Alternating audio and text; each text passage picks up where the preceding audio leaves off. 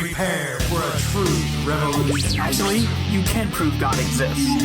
Questioning tradition, because what you've been taught isn't always true. The truth will set you free. Good morning. Welcome to Truth Revolution. I am Dave, and with me is Pastor Jeff. This is Truth Revolution, and it is where faith and reason meet.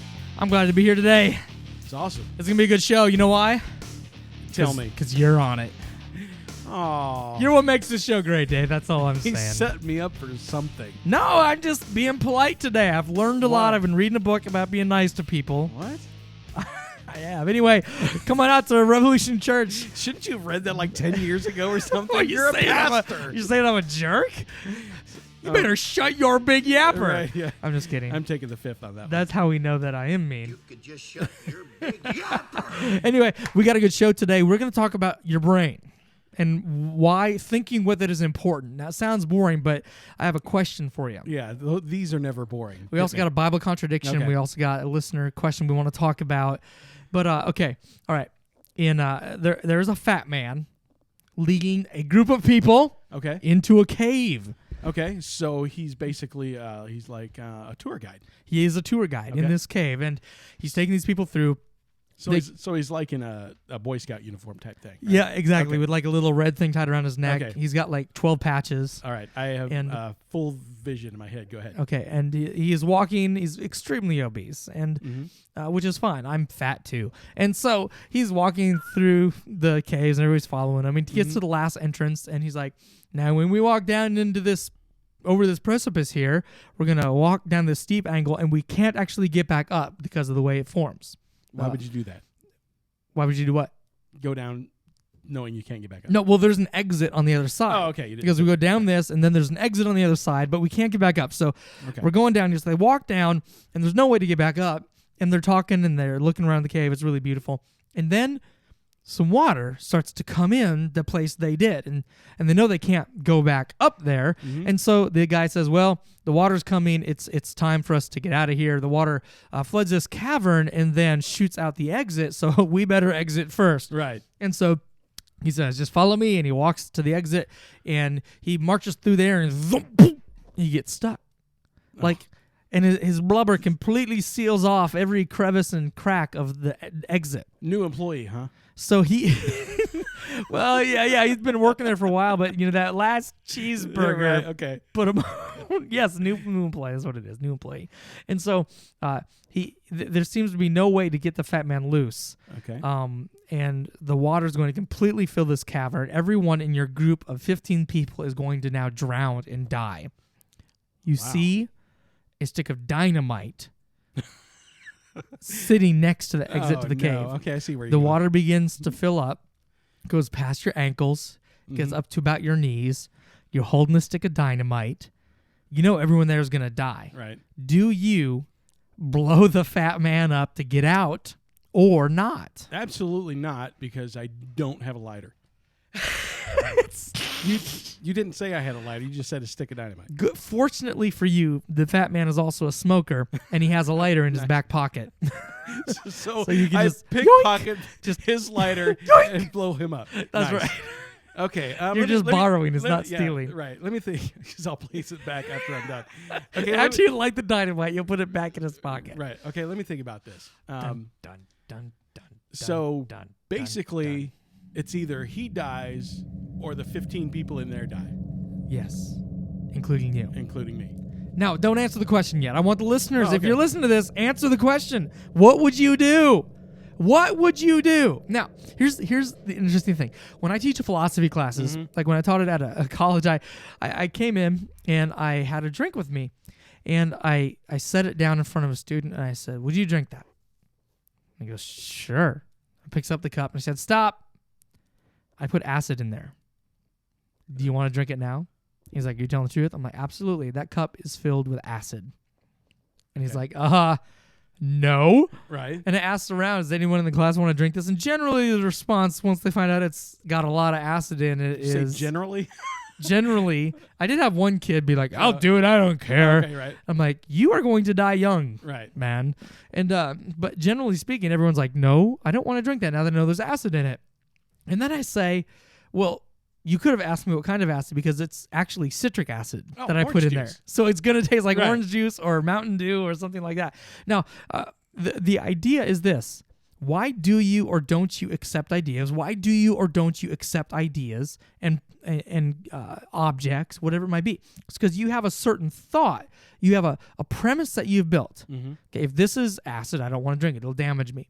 Well, let's probe deeper. What kind of acid is it? The questions we ask are extremely important. Yes. Here's another question. This is I'm just trying to show you how important philosophy actually is, because philosophy is essentially asking questions and probing deeper, no matter what it is. Is it okay to read someone's private diary? Did they give you permission? That's a question. You told me to ask questions, right? You did. I did. You're putting this into practice much sooner than I expected you to. Well, see, I'm a fast learner. You are a fast learner. So, okay. So here's the deal. I found on YouTube a video called "My Private Diary," and it was some dude sharing some of their deepest thoughts. Now it's labeled "My Private Diary," but it's on YouTube. Is it okay to watch that? Yeah. Why is it okay to watch that? It's a private diary. Well, What kind of snoop are you? Well, if it was private, he would have made it. He would have marked it as private so that nobody could see it. Obviously, somebody that puts their private stuff on YouTube wants everybody to read it. You don't put anything on YouTube unless you want somebody to read it. Like, we're on YouTube. We want you to see this. Exactly. So you're saying the title didn't matter as much as his intent, Right. as his Intent. actions. Intent counts for everything. You can't handle the truth. So even if the truth in the diary is really bad, Right. it doesn't matter because he put it online. Okay, so that is a philosophy that you believe. Right. Number one, reading a private diary is immoral. This is your logic. Number two, if someone posts their diary on the internet, it really isn't a private diary. Right. Number three, therefore, it is okay to read a diary, labeled private or not, on the internet. Right. That was your logic. That is my logic. And so what we have to realize is that we use logic every single day, every single moment of every day. Right. The only question is, have you actually reasoned it out, and is it good logic or not? Right. We tend to go through our day, and as we get older, we have seen so many different situations. We typically go through things by rote. Yeah. You know what I mean? And no matter what situation comes at us, we've dealt with this 1,000 times before. We just do the same thing. Yeah. Just like a rat in the maze with a feeder bar. Yeah. Yeah. And so until you actually start to stand back and really kind of dissect what you're going through every day. Have you ever done that? I only do that when you talk about this kind of stuff. It makes me mad because I always find out that I don't have strong philosophies. Well, that's one of the realities that we all deal with. Right. Like, we haven't thought through our life and our decisions as much as we can. In fact, my main point today is this. Everyone has a philosophy of life. The question is it a good one or a bad one? Right. You, listener or viewer, have a philosophy of life. You do, whether you know it or not. The only question is it a good one or a bad one? I want to read a quote. This is from Charles Malick. Okay, this is really, really good stuff. But I want you to ask the question: are your views rational or are they irrational? Are they true or are they false? Are your beliefs carefully formed and precise, or are they conveniently formed and fuzzy? Mm-hmm. Your beliefs serve God, or do they serve your sinful passions? Like, which ones are they? What do your beliefs drive? Now, listen to this quote by Charles Malick. David, if you would read that for us. I must be frank with you. The greatest danger confronting American evangelical Christianity is the danger of anti-intellectualism. The mind is in its greatest and deepest riches is not cared for enough. But intellectual nurture cannot take place apart from profound immersion for a period of years in the history of thought and the spirit. People who are in a hurry to get out of the universe and start... University. Well, I'm in a hurry to get out of the universe. Let's get out of this universe. This one-horse universe. People who are in a hurry to get out of the university and start earning money or serving the church or preaching the gospel have no idea of the infinite value of spending years of leisure conversing with the greatest minds and souls of the past, ripening and sharpening and enlarging their powers of thinking. Right. The greatest danger confronting American Christianity is anti-intellectualism. Do you think it's true or not? I think that people, yes, I agree, because I think people are in too much of a hurry to go do rather than sit down and think things through. I did the same thing when I was a child, hence all the trouble that I got into as an adult. So you're thinking what you didn't take time to think through as a child caused problems for you when you were older. Yeah, and when you're put in a position where you have nothing but time to think about things, then you start thinking about things. Yes. And so, and I'm going to argue that we do the same thing right now. Like, we go and make decisions without properly thinking through them. Right. I'm not saying I have to sit agree. down for like an hour and think through every decision. Should I get gas at the Quickie Mart or at the Bubble Stop?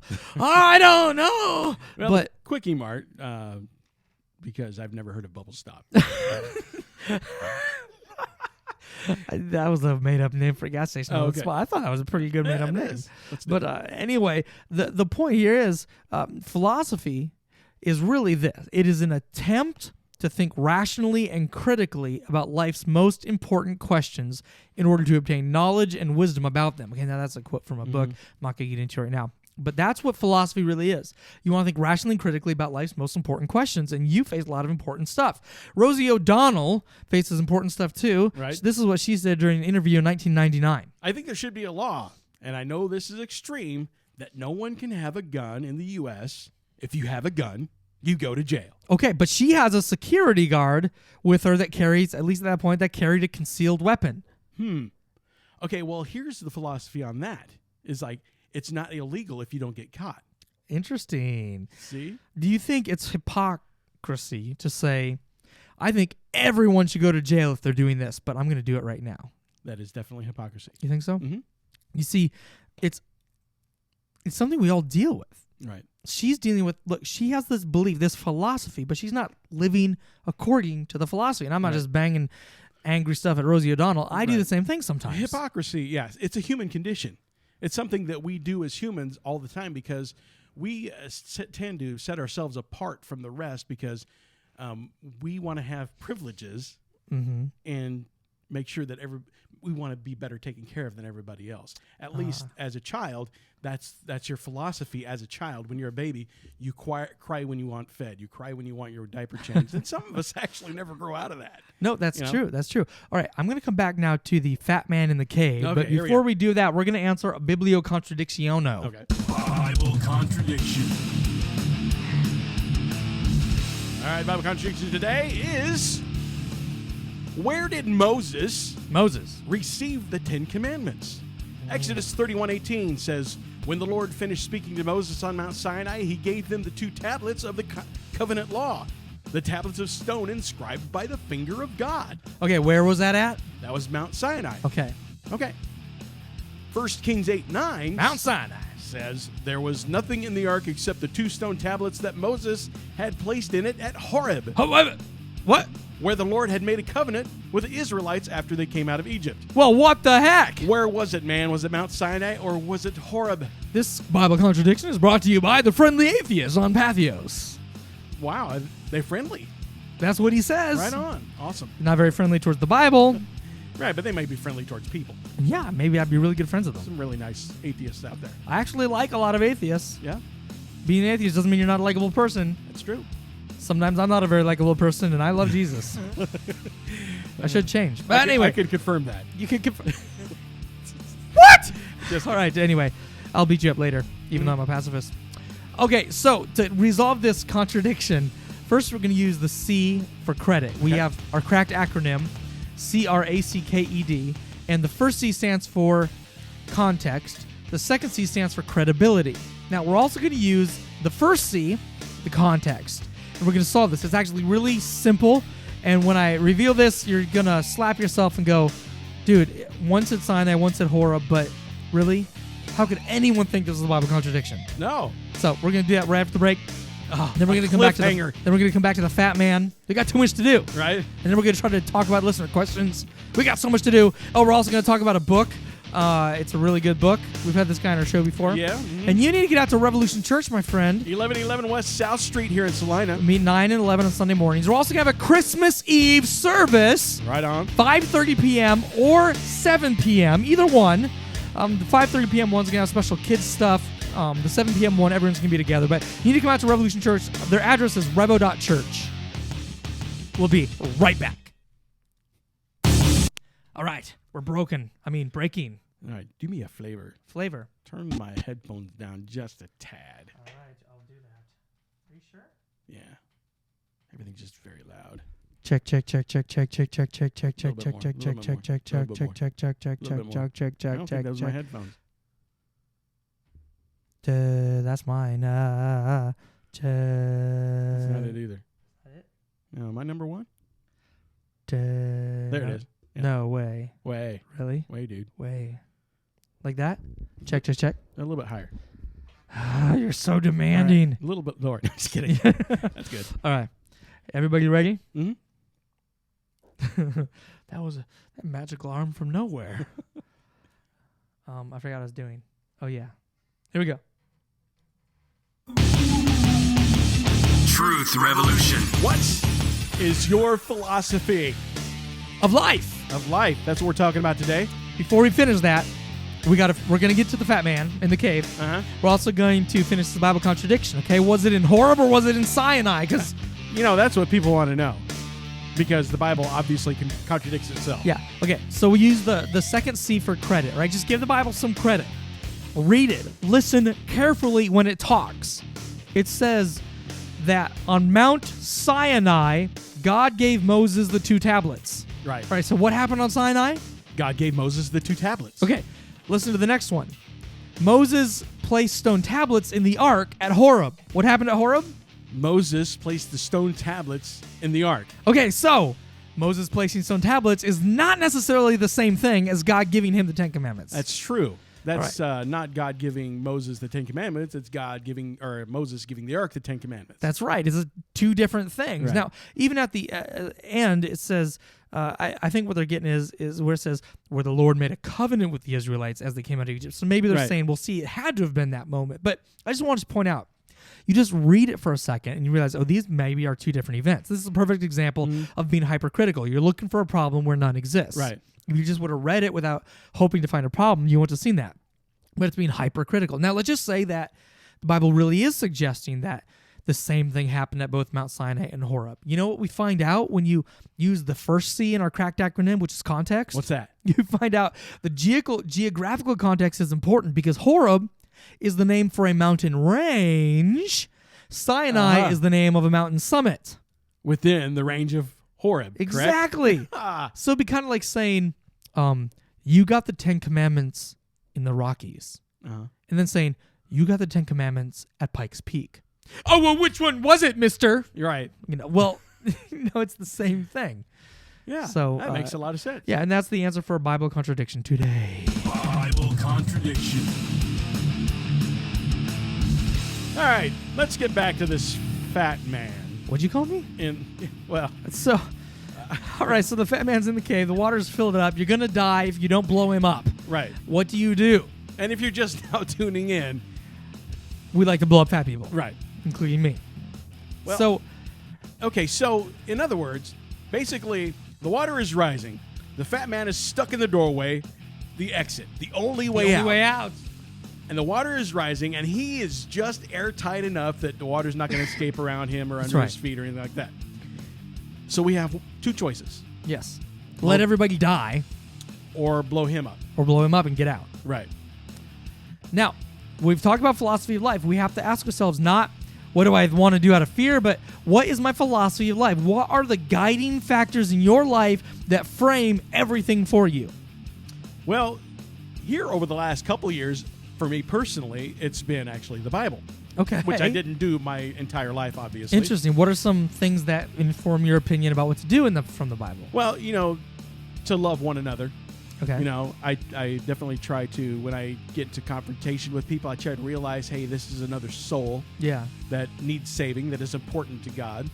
And so I try to be tactful and try to be nice. Okay. That's cool. Sometimes it doesn't always happen, but, Yeah.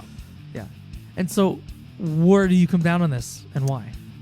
I think I would not take a life, is what I think. I would probably give the stick of dynamite to the next guy and tell him to do it. And there you have an example of a really bad philosophy of life. That's I think I would not blow him up either because I'm committed to not take someone else's life. Right. I'm just not going to do that. If I have to die in the process, look, that water may kill people, but I did not make that happen. And I am not going to kill someone else to save my own life. There is another way out of this thing. What is that? You could go through the group and ask everybody, hey, do you know Jesus? Do you know Jesus? Ask the fat man, hey, do you know Jesus? If the answer is yes, blow him up. He's facing head out. You can't talk to him. Oh. Anyway, here's another one. catch. In 1842, a ship struck an iceberg, and more than 30 survivors were crowded into a lifeboat intended to hold 7 people. 30 people in a lifeboat for 7. All right, the storm was threatening. It became obvious that the lifeboat would have to be lightened if anyone were to survive. The captain reasoned that the right thing to do in this situation was to force out individuals to go over the side and drown. Such an action, he reasoned, was not unjust to those thrown overboard because they all would drown anyway. If he did nothing, however, he'd be responsible for the deaths of those he could have saved. Some people opposed the decision. They claimed that if nothing were done and everyone died as a result, no one would be responsible for the deaths. On the other hand, if the captain attempted to save some, he could only do so by killing others, and their deaths would be his responsibility. And so the captain rejected this reasoning. He said the only possibility for rescue required great efforts of rowing. So the captain decided that the weakest would have to be sacrificed. In this situation, it would be absurd, he thought, to decide by drawing lots who should survive. So he forced out the people who were not strong, and he kept the strong people, the weaker people, he forced to die. And after days of hard rowing, the survivors were rescued, and the captain was put on trial for his actions. If you were on the jury, how would have you voted? I would have voted, I would have found him guilty. Just simply for the fact that if you are going to, you should never expect somebody to do something you're not willing to do yourself. You know? And if you know. Isn't that interesting? The captain didn't himself go overboard. Right.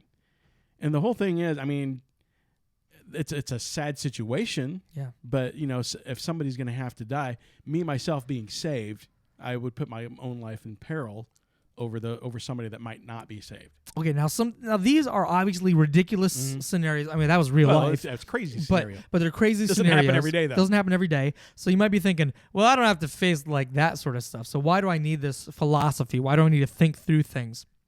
Philosophy is a second-order discipline. Okay, a first-order discipline is something that studies a subject. Okay, it does not study the discipline itself. An example might be biology, music, history, mathematics, right? If you're a mathematics professor, you study math. Right. A second-order discipline is philosophy. It studies other disciplines and other subjects. Here's an example. Philosophy does not study biology, but it can study the discipline of biology. It can ask questions like, is it moral to do testing on living things? What is life? How does someone form scientific laws? What is how do we form the law of thermodynamics? How do we know how to test it? What do we conclude? Right. So you see, scientists, if they're only functioning as a scientist, they're going to make all sorts of decisions without thinking through the processes they're using. First order is basically like hands-on type stuff. Yes. Second order would be more internal. Right. Yeah. You know, our country right now has had a lot of second-order discussions. First-order question for a police officer is, should I shoot somebody? Right? I'm a police officer. Do I have a right to shoot this person? Second-order discussion is, what types of situations should a police officer shoot? When should he use non-lethal force? Is there racism in his decision? I mean, these are second-order questions, and they're good questions to ask because if we don't ask them, everyone's going to do what they think is right in the moment. Right. And the whole thing, this officer would have been better suited to have asked those kind of questions beforehand. That way you get your philosophy down. Exactly. You know, we ask those questions beforehand because you're in the moment, and hopefully you're not going to end up in a situation like that. Right. But in the moment, you never, ever hardly make second-order discipline questions. Right. You always make first-order discipline questions. I'm in the candy store. Do I want candy? Of course you do. Right? That's a first-order discipline. Second-order discipline is, why do I want candy? When is a good time and a bad time to eat candy? What are the types of behaviors that will help me avoid candy? Like, those are second-order discipline questions, but they have to be informed by our philosophy of life. Philosophy is important because it controls the context in which everything else sits. Amen. If you don't think through your life and through your actions, you're going to end up making first-order choices that are not necessarily logical or helpful. Right. I would also posit that, you know, some people would ask, well, why would you go to extremes like the fat man in the cave, or throwing people off a light boat. And I say, you should actually go to extremes because that would include everything that you would ever encounter anyway. Right, that's right. And it's also a little more fun than just, okay, Right, let's it say is. you're on a diet. And it's also, like you said, it brings up everything you have to think through, right? If I can think through the fat man scenario, which is the craziest extreme, I'm going to be able to process what I want to do when I want to hit somebody or when someone breaks into my house, things like that. So now I want to get to our listener question thing really quickly. Okay. I got a question. Okay. This is important, Dave. All right. We have answered every single listener question sent to us. We have. Yeah, we've either emailed them back or we've answered on air. So at this point, We have no more questions. we have 0 questions in the queue because we've answered every single one of them. You know what that means? What does that mean? We've solved the riddles of the universe. We now have solved every problem. What you just said, everyone in this room is now dumber Okay, for but having listened to it. But the point is, if you do have a question or a thought or a comment, and you'd love to have it on air, now's the time to send in the question because we've plowed through every single question that's ever been sent to us. Right. So send it in. If you got a question or comment, go to truthrevolution.tv. So that's truthrevolution.tv. Right. Email questions at truthrevolution.tv, or just fill out the form at truthrevolution.tv. This is a call for questions. Do it. We want Now. the question. We love questions. We love doing it, and we just plowed through them all. So we love getting them. It's good. Hey, we have a quick suggestion. This book, So Many Christians, So Few Lions, is by George Yancey, who we've had as a guest here on the show before. It is a really, really interesting book. Do you remember the phrase "so many Christians, so few lions"? Yes. If you were to ask someone, "Hey, what do you think about Jews?" and they answered, "So many Jews, so few Nazis," Yeah. you'd be like, "What? Yeah. That'd be what crazy. did you just say?" Yeah. You can't say that.